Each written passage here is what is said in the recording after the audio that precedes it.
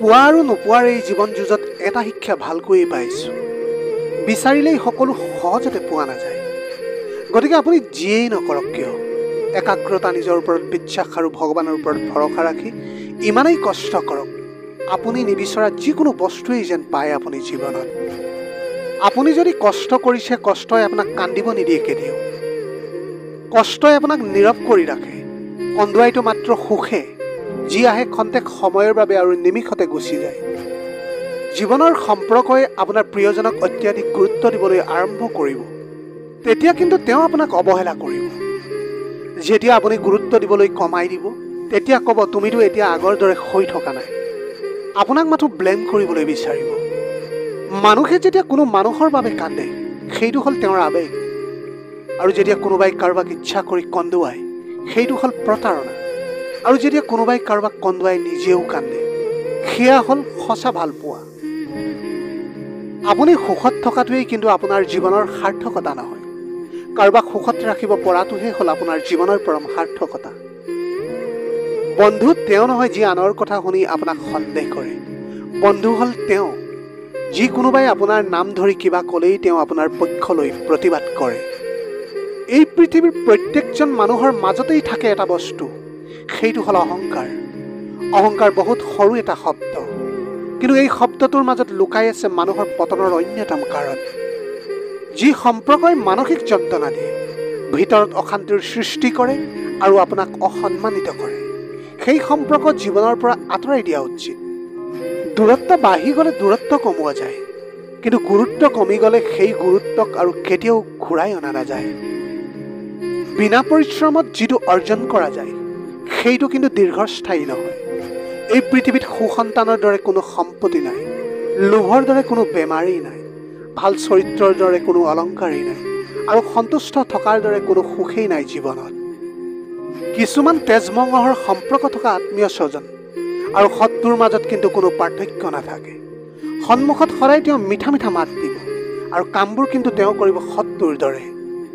আপুনি যাক বিশ্বাস কৰে, সেই বিশ্বাসক ভাঙিবলৈ কোনো অস্ত্ৰৰ প্ৰয়োজন নহয়। কিছু অভিনয় আৰু কিছুমান আপোনাৰ কথাই যথেষ্ট। এই জীৱনত প্ৰয়োজন আছে বাবেই সম্পৰ্কবোৰ আছে। প্ৰয়োজন শেষ য'ত, সম্পৰ্কও শেষ তাত।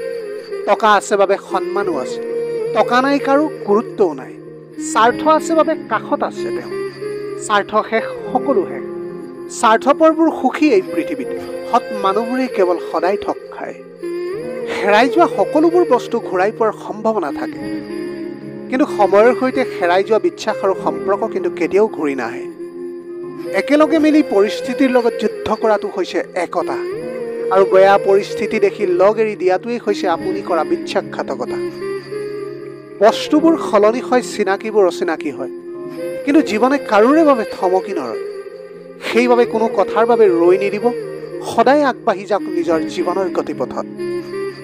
যিজনে দুখ সহ্য কৰিব পাৰে, সেইজনে কিন্তু ভৱিষ্যতে সুখী হ'ব পাৰে, কিন্তু আনক দুখ দিয়াজনে ভৱিষ্যতে কেতিয়াও সুখী হ'ব নোৱাৰে। আনে এইটো কাম কৰিছে বাবে ময়ো কৰোঁ, এনে মনোভাৱ ত্যাগ কৰক। আপুনি আপোনাৰ নিজৰ মাজত থকা নিজৰ শক্তিখিনিক অনুভৱ কৰক, আৰু সেইদৰে নিজকে চিনিবলৈ চিন্তা কৰক। জীৱনৰ প্ৰতিটো খোজ বহুত সাৱধানে দিবৰ কাৰণে চেষ্টা কৰক, কাৰণ মানুহে অপেক্ষা কৰি আছে কেৱল আপোনাৰ এটা ভুল ধৰাৰ কাৰণে। ভালপোৱা হ'ল এখন কিতাপ, আৰু ভুল বুজাবুজি হ'ল তাৰ এটা পৃষ্ঠা। কাৰোবাক যদি সঁচাই মনৰ পৰা ভাল পোৱা, তেনেহ'লে এটা পৃষ্ঠাৰ কাৰণে গোটেই কিতাপখন ফালি নিদিবা। জীৱন বাটত কৰা ভুলবোৰে আপোনাক আৰু অধিক মজবুত কৰি তুলিব।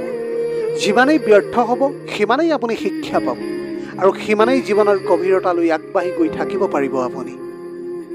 আমাৰ জীৱনৰ আটাইতকৈ ভাল বন্ধু কোন জানেনে?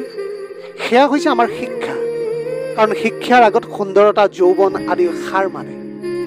এজন শিক্ষিত মানুহক সকলো ঠাইতে সন্মান কৰা দেখা যায়, লাগিলে তেওঁ শক্তি ফালৰ পৰা দুৰ্বল বা দেখাত সুন্দৰ নহওকেই কিয়। এজন মানুহে সময়ৰ লগে লগে তেওঁৰ টকা পইচা অথবা সৌন্দৰ্য হেৰুৱাব পাৰে, সম্বন্ধবোৰো নোহোৱা হৈ যাব পাৰে, কিন্তু শিক্ষা আৰু জ্ঞানে মানুহক সকলো সময়তে লগ দিয়ে, বৰঞ্চ সময়ৰ লগে লগে বাঢ়িহে যাব, আপোনাৰ পৰা কেতিয়াও কাঢ়ি ল'ব নোৱাৰে। কেতিয়াবা কেতিয়াবা আমি অন্য ব্যক্তিৰ ভুলবোৰৰ পৰাও নিজে শিক্ষা গ্ৰহণ কৰিব পাৰোঁ, কিয়নো কেতিয়াবা আমি কৰি অহা ভুলবোৰ দেখা নাপাওঁ। গতিকে আমাৰ আশে পাশে থকা ব্যক্তিসকলৰ পৰা শিকি নিজৰ ভুলবোৰ উলিয়াই শুধৰাব পাৰোঁ। আপুনি যদি জীৱনত কিবা এটা কৰিম বুলি ভাবি আছে, তেন্তে কামটো কৰাৰ আগত আপুনি নিজকে এই 3টা প্ৰশ্ন কৰি লওক। 1 নম্বৰ, মই এই কামটো কিয় কৰিব লৈছোঁ? 2 নম্বৰ, কামটোৰ পৰিণাম কি হ'ব পাৰে? 3 নম্বৰ, আৰু কামটোত মই কেনেকৈ সফল হ'ব পাৰিম?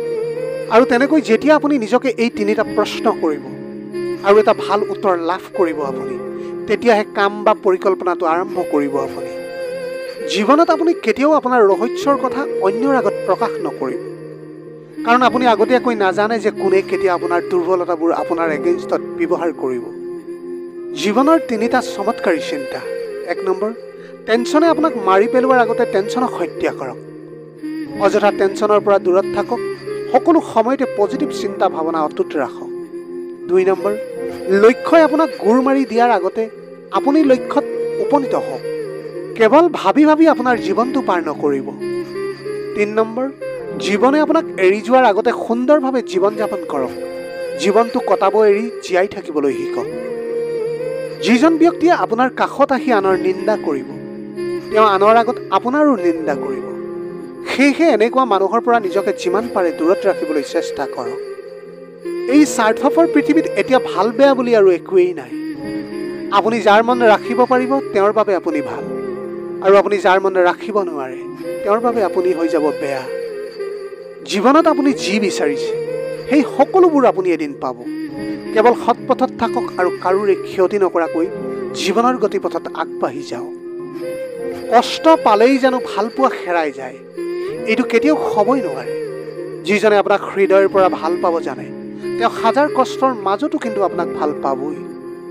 এই পৃথিৱীত যাৰ কাষত আপোনাৰ সঁচা মূল্য থাকিব, তেওঁ হাজাৰ অসুবিধাৰ মাজতো কিন্তু আপোনাক অলপ সময় দিব, আৰু তেওঁ কেতিয়াও আপোনাক এৰি থৈ নাযায়। এটা কথা সদায় গোটেই জীৱনভৰ মনত ৰাখিব, আপোনাৰ ওচৰত হয়তো বহুত টকা পইচা আছে, আপুনি সকলো ক্ৰয় কৰিব পাৰিব, কিন্তু মানসিক সুখ শান্তি কেতিয়াও টকাৰে আপুনি ক্ৰয় কৰিব নোৱাৰিব আপোনাৰ জীৱনত। আমি যেতিয়া ডাঙৰ হৈ আহোঁ, জীৱনৰ অভিজ্ঞতাৰ পৰা বুজিব পাৰোঁ যে সকলোৰে মাজত থকাতকৈ অকলে থকাই বেছি ভাল। কিয়নো আমাৰ সৰুকালত বন্ধু বান্ধৱীবোৰে নিস্বাৰ্থ কথা পাতিছিল, আৰু আজিকালি সেই বন্ধু বান্ধৱীবোৰেই স্বাৰ্থ নহ'লে কথাই নকয়। প্ৰায় সংখ্যক মানুহৰ ক্ষেত্ৰত এই ঘটনাটোৱেই ঘটি আহিছে বা ঘটি গৈছে।